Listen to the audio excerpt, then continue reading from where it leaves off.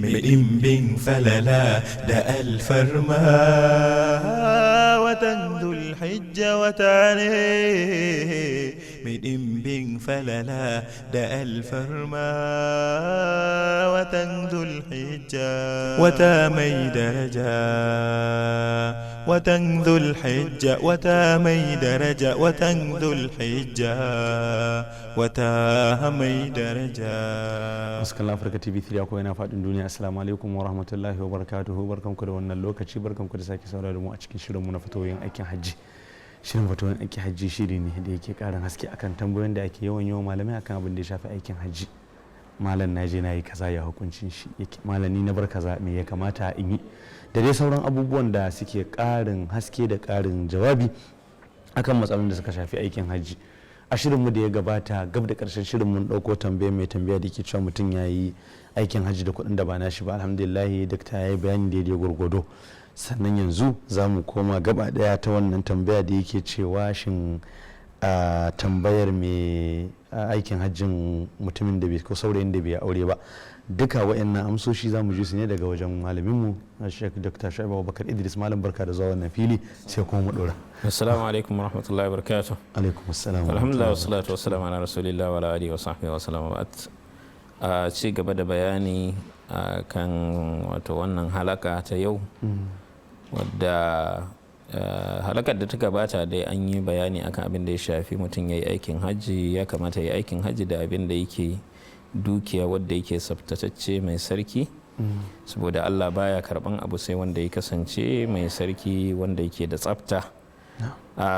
Sai kuma batun aikin hajjin saurayi, wannan da saurayi da wanda ya auri mata hudu aikin hajjin su iri ɗaya ne matukar ya balaga. So babu wata miza ta cewa wannan mai aure ne wannan saurayi ne. Abin la'akari a shari'a shine balaga. Matukar mutum ya balaga to wayannan ayyuka sun wajabta a kansa matukan yana da iko. Babu wani batun cewa mai aure ne ko mara aure. So in yayi aikin hajjin sa yayi. Wanda dai bai balaga bane, hadisin da mun kawo shi a baya da yazo cikin sa Ibn Khuzaima cewa idan aka yi aikin hajji da yaro, in ya balaga ya sake yin wani aikin hajji din. Saboda haka ba bai aure ake magana a nan wurin ba. Saboda haka batun saurayi da mai aure duka wato aikin hajjin su iri ɗaya ne. Malona tambaya yake cewa malam mace ce ba ta da kuɗin da za ta yi aikin hajji da shi, amma mijinta mawadaci ne sosai, to malam dole ne ya biya mata kuɗi ta je aikin hajji ko kuma dai ba dole bane? Ba dole bane, sai dai yana cikin ihsani da zamantakewa na wato husnul ishra kenan da ake faɗa. Ya biya mata, bai zama dole a kansa cewa dole sai ya biya mata ba. Sai dai in ya taimaka ya biya mata to wannan yayi, wanda wannan yana cikin ihsan da kuma husnul ishra, wato zamantakewa mai daɗi ko na kyautatawa wajen zamantakewa. Ya mata wannan ɗin, ya biya mata, wannan shi ne. To wannan cewa yake yi akan makalla mutum kuma akan wannan nukta ba, in dai akwai soyayya da zaman lafiya, wannan ina tsammanin ana yi da ba wai sai ta nema ba. Watakila ita din akwai ta da wani matsala ne da yasa har ya kai a ce mijinta ba zai iya biya mata aikin hajji ba, saboda abu ne yani yustab'at a ce miji yana da hali, shi yana yin aikin hajji bai biya wa iyalansa ba. Wani ma hada ta zai tafi tare. Yawwa, so wannan shi gaskiya ne. Da malonin cewa yake mutum ne wasiya cewa a ɗauki dukiyarsa a yi mishi aikin hajji. Yaya hukuncin hakan yake mana? To wasiya dai, duk wasiya kar ya wuce sulusin dukiyarsa. In bayan ya rasu aka ga cewa sulusin abin da ya bari zai iya masa aikin hajji, sai a aiwatar da shi. So da bayan mutuwar mutum dukiyarsa ta yi intikali daga mallakansa zuwa mallakan magada.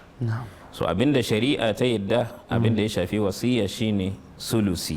Dalilin hadisin da ya tabbata a Bukhari da Muslim, hadisin kisan Sa'ad bin Abi Waqqas, lokacin da annabin Allah ya shiga gurinsa yana rashin lafiya, yana ganin cewa rasuwa zai yi, yake cewa ni ina da dukiya, saboda haka na sadaukar da kashi 2/3 na dukiyan. Annabin Allah ya ce yayi yawa, ya ce na sadaukar da rabi. Annabin Allah ya ce yayi yawa, ya ce to na sadaukar da 1/3 na dukiya, ya ce to wannan din ma yayi yawa. To amma wato daga nan annabin Allah bai ce ya rage ba, da har Abdullahi bin Abbas ke cewa law ghadda an-nasu ila rubu da a ce mutane ma sun sauko zuwa ga 1/4 wajen wasici lura da annabin Allah yake cewa ath-thuluthu wath-thuluthu kathir. Saboda haka wasicin da yayi idan abin da ya bari bai wuce na wanda za a biya masa aikin hajjin da shi bai wuce sulusi ba to sai a aiwatar da shi. Wuce sulusi kuma wannan ya rage ga magadansa, ya rage shawara kenan, wancan wajibi ne, amma in ya wuce haka din zai ci abin da ya fi haka to sai ya rage. su magada suka yi shawara cewa mahaifinsu ne shi ya tara dukiyan nan ya sha wahala ta wasu sa masa suka yi alkhairi ihsani aka yi to wannan kuma babu abin nan. To malam mai tambaya ta gaba cewa yake ina son malami lissafin wa abubuwan da za a iya wakilta a aikin hajji, a ce wajen manasi kaza zan iya sa wakili ya mun, waje kaza zan iya sa wakili ya mun. Al-aslu istita'a da ake faɗa cewa zan iya aikin hajji, dama ai jiki na lafiya, ina da guziri, ina da wato akwai abin hawa, akwai lafiya da zaman lafiya a hanya da inda za a je aiki. Su al'asru duk wani aiki kai za ka yi wa kanka, babu batun wakilci, matukan ba aikin hajji ne gaba ɗaya wani ya wakilce ka ba. Saboda haka babu wakilci illa idan aka samu hali na a cikin aikin hajjin mutum ya kasa, misali abin da ya shafi jifa, rashin lafiya ta sa ba zai iya ba, a nan sai ya ba da wakilci. Da akwai wanda suke ganin idan ya ba da wakilcin ma aka yi masa jifa, idan ya samu lafiya da sauran kwanakin jifa ya je sake jifan da kansa, hatta kwanakin da suka wuce aka yi masa din. So da haka babu wani gurin da ake wakilci, asali shine kai din ne za ka yi wa kanka aikin nan. Sai dai kamar yadda muka faɗa abin da ya shafi jifa ne ake samun wato a iya cewa misali mara lafiya ya kwantar da shi ba zai iya ba, wani ya je ya masa jifa din, wannan ne kawai ake abin. amma sauran ayyuka dawafi sa'ayi duk mutum shi zai yi wa kansa, ko yana rashin lafiya. Hadisi ya tabbata a Bukhari da naji Bukhari ne, hadisin Ummu Salama, annabin Allah sallallahu alaihi wasallam ta koka masa rashin lafiya, annabin Allah ya ce ta yi dawafi akan abin hawa idan aka shiga sallah, ita ta yi dawafi saboda saukin cunkoso. Saboda haka kenan in ma rashin lafiya ne, dawafi ne akwai kekuna da ake dawafi da su, sa'ayi haka dole ta yi ita ma, akwai inda ma aka ware ga wayanda suke marauna, wanda suke da rauni, kekunan su za su dinga musu sa'ayi, za su yi sa'ayi a dauke su akai. Saboda haka wannan shine da Arafa dama zuwa za a yi a tsaya a gurin, Muzdalifa da sauransu, wannan shine. To malamin cewa yake mahaifina har ya rasu bai aikin hajji ba, sannan ya bar fili na gida haka, ina son in mai aikin hajji, shin zan sai da wannan filin ne in biya kuɗi in mai aikin hajji, ko kuma tunda ni ma ina da kuɗi in biya a cikin kuɗi na in mai aikin hajji, wanne ne ya fi mana? Filin da ya bari ya koma magada, in ba kai kaɗai ne kake da gadonsa ba, babu kowa baka da hakkin ka sai da filin ka kai masa aikin hajji. Abin da ya fi shine ka biya da kuɗin ka kai masa. Sai dai idan magadan gaba ɗaya sun yadda cewa to a sai da wannan fili a wa mahaifinmu aikin hajji shikenan. Wannan shine, amma da zarar mutum ya mutu mallakansa ya koma hannun magada, babu wani babba ko yaya da yake da hakkin tasarrufi a ciki ganin shine babba, wannan bai da wannan hakkin. Sai dai shi idan yana wannan ya buga kirji da shi ne abin da shi ya mallaka, amma abin da ubansu ya bari to na magada ne gaba daya. Wannan shi ne. Mala ana cewa aikin hajji ba a san jidali, to mutum ne sai dan yi jidali da jayayya da sauran abokanan tafiyar shi kenan aikin hajjin nashi malam ya lalace ko kuma dai? Bai lalace ba, sai dai ya yi laifi. Ai abin da aka ce walam yarfut walam yafsu raja aka yomi waladatu, bai samu cikakken lada da ake samu, kaman azumi ne. Man lam yada qawla zur wal amala bihi falaysa lillahi hajjun an yada ta'ama wa sharaba. To wanda bai bar aikata sabo ba yana azumi, to Allah bai da bukatan wannan yunwa da ya sha, kenan bai da lada, amma azumin sa yayi don yi.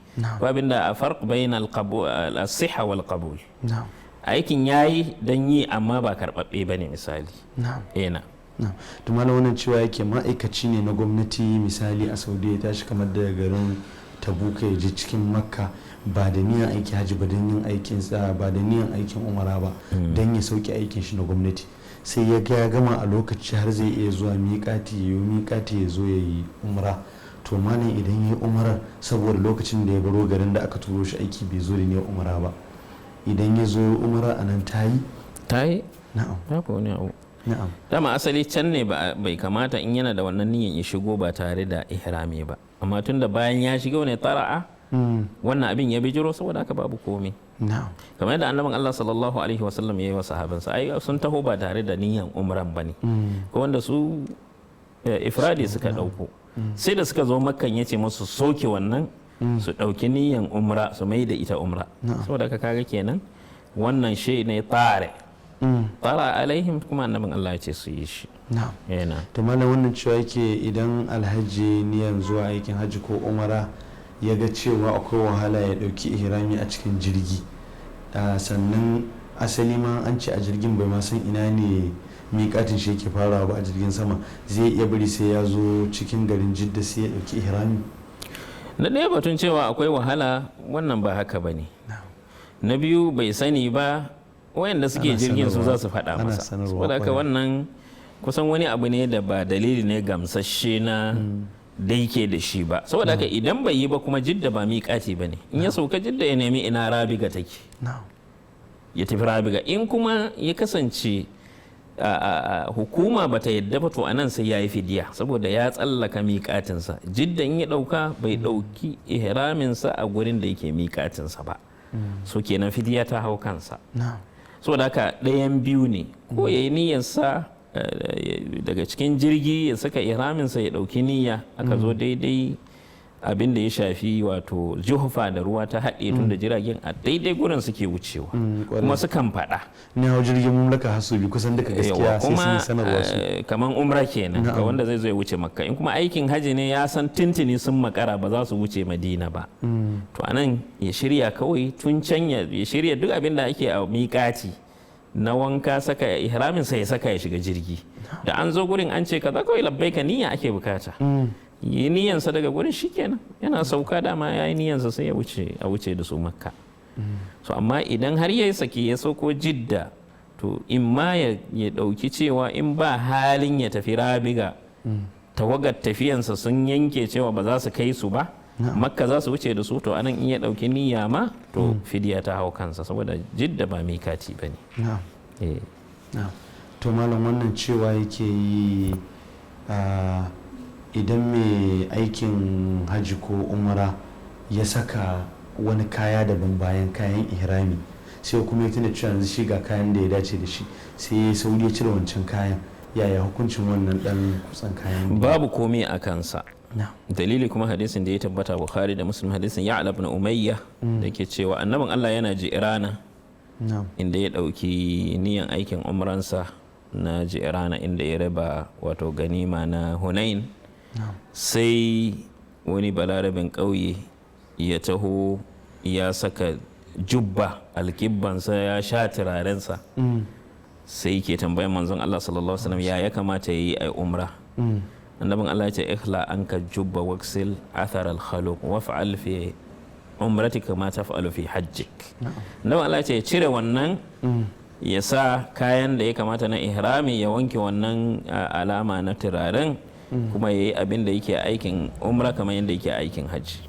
Wannan shine babu komai a kansa. To Allah ya saka alheri. Za mu tafi hutu da lokaci, in muka dawo insha Allah za mu dora. Don masu kallo za mu tafi hutu da lokacin nan, shi da fatan ba za ku nisa da akwatin talabijin ɗinku ba, sai mun dawo. wata mai daraja watan dhulhijja, wata mai daraja watan dhulhijja, wata mai daraja.